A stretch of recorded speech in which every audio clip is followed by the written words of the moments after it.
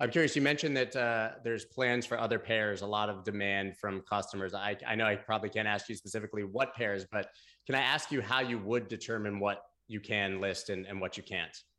Yeah, so we have um, a coin listing committee that operates within Robinhood, and the things that we look at are things like security, availability, access. We also do a securities analysis to make sure that those things um, are appropriately taken into account, and we aim to be very rigorous. So we're hearing a lot from customers that they want new coins, and we're interested in providing that as long as it's provided safely, and we do extensive due diligence to make sure that the coins conform to our standards.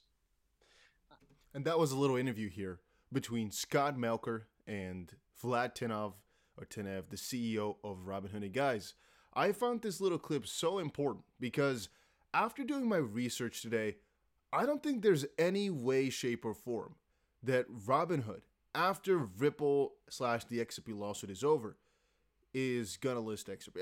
I guess the chance that they're gonna list XRP is so ridiculously high. You guys gotta remember, we have been shouting at Coinbase, and Coinbase is expanding like crazy. They're doing really good in every regard. I mean, they keep growing like crazy. We've been shouting at them, please, list XRP again. We want it back. Maybe it's time to kind of shove Coinbase into the corner of saying, well, you had your fair chance with XRP and all our support as a community. You're thriving in everything that you're doing. They just acquired a new derivatives exchange looking to expand like crazy. But you're planning to ignore XRP? You had it on there. It's a different story altogether, though, if there's something which is keeping you back from listing something. I honestly think that he makes a very valid point, which is, well, we right now are looking into every single crypto that we can list because, of course, we want to expand, but there are a couple of problems with that. And a little bit down below here, Mr. Warnick, for example, the CFO, also said they're keeping an eye on for comments from regulators on how to treat crypto assets. That is why Robinhood hasn't added any new coins or currencies on top of the ones they already have, including Bitcoin, Dogecoin, Litecoin, Ethereum, Classic, and a couple others. It's not lost on us that our customers and others would like to see us add more coins, Mr. Warnick said, responding to a question about when Robinhood would list Shiba Inu. We are a highly regulated company in a regulatory industry, and we think it's important, and this is a key, we think it's important that we get a bit more clarity from regulators.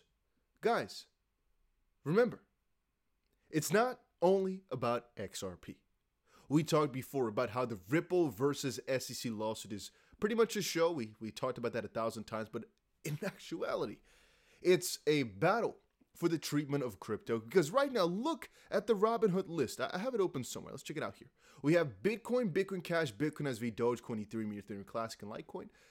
Out of these, none of them are inherently safe. They're just sometimes considered the safer assets because they are pretty decentralized, proof of work at the top here. Then again, it's to me rather interesting how it's stayed to this list for quite a lot of companies, that they stay with the Bitcoin, Ethereum, Dogecoin list. A lot of companies do that, or potentially Litecoin as well. We can see here they support real-time market data for XRP. In my own opinion, they want to get it on, but they literally just can't. Once more, we also plan to support the ability to buy and sell other crypto through Robinhood Crypto. Keep in mind that supporting market data individual currencies does not mean we plan on actually adding buying and selling, but they want to, at least if you ask me. They want to get into it, but they need some proper clarity. And that's actually one of the most fun parts. Guys, in a little bit here, I'm going to have an interview with John Dean in about 2 hours from now. So if you have any questions, make sure you put them down below right now and smash this like button up so this video will do a little bit better so we can get more people to comment down below a couple of questions that I can ask John. In 2 hours from now, guys, so make sure you are there or be squared. Also, I'm not going to be live streaming it. I'll record it, but I'll upload the video within a couple of hours. I just don't want to do it live because I'm not sure exactly how to do that on my computer. That's the only reason, to be honest with you. It's the only reason I don't do it live. But if you guys smash that like button, I'll get the video uploaded today. Otherwise, tomorrow. Make sure you keep supporting that, as it's about the Ripple v. SEC lawsuit and all the implications and all the strangeness in there. But it just was kind of funny to me how I watched this video right now, and I've been thinking about it. Like, hey, Why is nobody talking about Robinhood or a couple of other exchanges that are looking to get further into crypto, but they just literally can't because the regulations are not clear? That's once more what Ripple is fighting for here. Of course, they're primarily fighting for XRP's acceptance and whatnot, but it's a critical part that a lot of people are missing, that it's way broader than people would like to kind of put this. Now, I also had a couple other pieces of news, as you guys most likely saw here. For example, that Coinbase announces the FairX acquisition. So, not necessarily good for us as XP holders, but they're basically expanding in the verse, if you want to call it that way. So what they've basically done is acquired a new exchange that's really heavy on the derivative side. And what that could basically allow them to do is hopefully, potentially, get them into derivatives trading. It's, again, another little question of what do you like, right? Because I can say this is nice, but it depends on your perspective. It's going to add more volume to Coinbase, it's going to add more utility to Coinbase, but in reality, a lot more people might lose their money. So it's just depending on how you view it. Then Brian Brooks gave a take on Bitcoin and the real drivers of growth. And as I've already said during our live stream, I don't think this is anything you should really hold yourself by. If you look at Brian Brooks for your crypto advice, I think we have a little bit of a problem. He used to be the chairman of the, I guess I'm not sure exactly how you call it. I think the chairman of the controller of the currency, former acting controller of the currency. That's, I guess, what you call it. So he's a pretty important guy.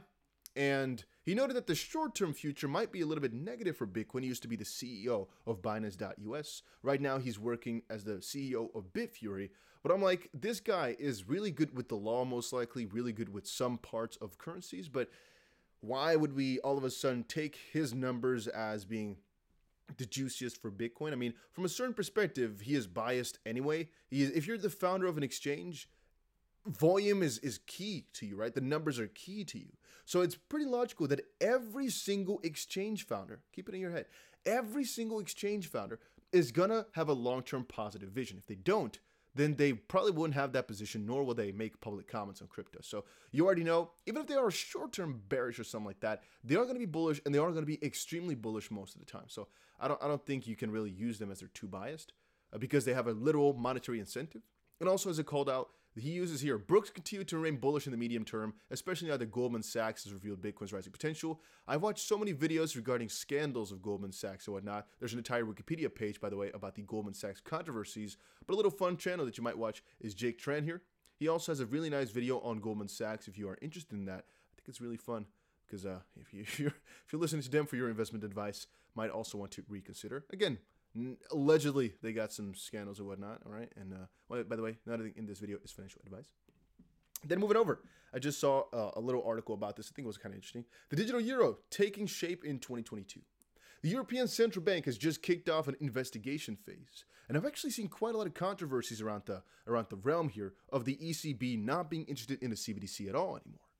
This phase of detailed consideration for an EU version of a CBDC ushers in a new phase in the euro's history. 20 years after its initial launch on January 1st, 2002, complex questions and difficult choices lie ahead. The right balance needs to be struck to make the digital euro robust, easy to operate, and at the same time, not a fully replacement of either cash or bank money. In this issue, our FinTech perspective, we discuss the structural choices that the ECB will face during its investigation process, and we will show the different options and are wide-ranging and imply very different qualities of Europe's future digital currency. All I wanted to say about this one is, guys, there's actually a whole different discussion that we can have about why a CBDC would be good or what the battle right now is about stablecoins. And actually, I think that's going to be one of the most important steps for the next couple of weeks. How every single authority in that sense, so the ECB or the Federal Reserve or whatever, IMF, whatever you want to call it out there, doesn't matter which one we talk about here, is going to consider stablecoins. And honestly, I think the Fed is coming out. I think we saw Jerome Powell say that in the next couple of weeks, we're going to be getting another announcement in that regard. Guys, that could be huge. Not necessarily bullish, but huge, as it's going to put crypto on the map forever, put stablecoins on the map, which again is cryptocurrency. And it's going to most likely have some very long-lasting implications, whatever is said in that little report, which is coming out in a couple of weeks. The ECB as well, if they make more remarks on stablecoins or CBDC, it kind of goes hand in hand. So we're getting closer and closer to some final decisions, which is also going to, in turn, kind of dedicate where crypto is going towards. And I have a little theory for you guys that's coming out later today about how this basically affects XRP to some degree, because we often, and I think I have it here. No, it's not here. It's somewhere else in one of my other little parts right here. I'm not exactly sure where I have it open anymore. Maybe it was actually somewhere here. Whatever. I had a little discussion that I wanted to show you guys about basically the implications of people thinking the connection between stablecoin and XRP, basically. So why XRP is basically a very big fix to some degree, and why stablecoins can't really fix what XP does. Then again, more about that is coming. Guys, make sure you are subscribed to the channel. I'm telling you right now, we're going to have an interview with John Deaton coming up in a couple of hours. You want to check that out. You got to be subscribed to the channel for that. And of course, guys, we have more and more cryptocurrency videos coming up in the next couple of hours, next couple of days. So you just want to be subscribed for all these juicy updates. And if there's ever one you don't enjoy, just don't click it on. Don't watch it. Whatever, you do you. But I do think it is worth it to subscribe because we have a ton of valuable content. And I really do my best to put in my 100% effort every single day. All right, having said that, let's go through a couple other pieces of news here. On Cointelegraph, Fidelity executive says Bitcoin is technically oversold. Once more, it just depends on your own perspective of things. I mean, what do we consider oversold, right? In the current moment here, he called out for Bitcoin being oversold at 43 point something thousand or what? Yeah, 43 point something thousand on a daily chart here. Well, I guess he wasn't completely right because the price fell straight afterwards. Then again, this exact little pattern I've shown you guys as well. We got ourselves some confirmation of a bullish reversal. It might set through. From that perspective, yeah, I can kind of see where he's coming from with the oversold following the RSI right here. You can see here about the, let's say the 11th or so, maybe the 10th of January. It showed some oversold signs. So I can kind of see where he's coming from. Then we can see here the Bitcoin exchange. Let me actually put in a timestamp right here, 11 minutes or so, BTC. There we go. All right. Bitcoin exchange outflows see biggest daily spikes in September 2021. Biggest outflows basically mean this is net flow, by the way. So that basically means we get a huge outflow and most likely a huge inflow, but way more outflow. And what that shows is that people are basically hoarding crypto and not depositing it on exchanges, but they're rather taking it off, which is, again, lowering selling pressure, which, again, would take the prices higher usually. And last but not least, I wanted to say something about Bybit. Oh, yeah, I wanted to say, make sure you check out the Launchpad, guys. It's over here below, I think, more Launchpad. Check out the Launchpad because a new coin is launching on there that you might want to check out. I've already told you guys about it, but it's just worth it to check out for all y'all if you're interested in 100x or 10x or whatever gems. They usually do well once we cover them on the channel, so make sure you check it out. And in regards to the Bitcoin price, we broke down. Yes, like we were covering during the stream. We know why this fell down, that the S&P fell down, like I also covered here over in my tweet. BTC is falling right now because of the S&P, literal 100% correlation, like covered in my stream. If you don't know what I'm talking about here, make sure you check my stream from early today. It is worth it to check those out. It is really worth it to check those out.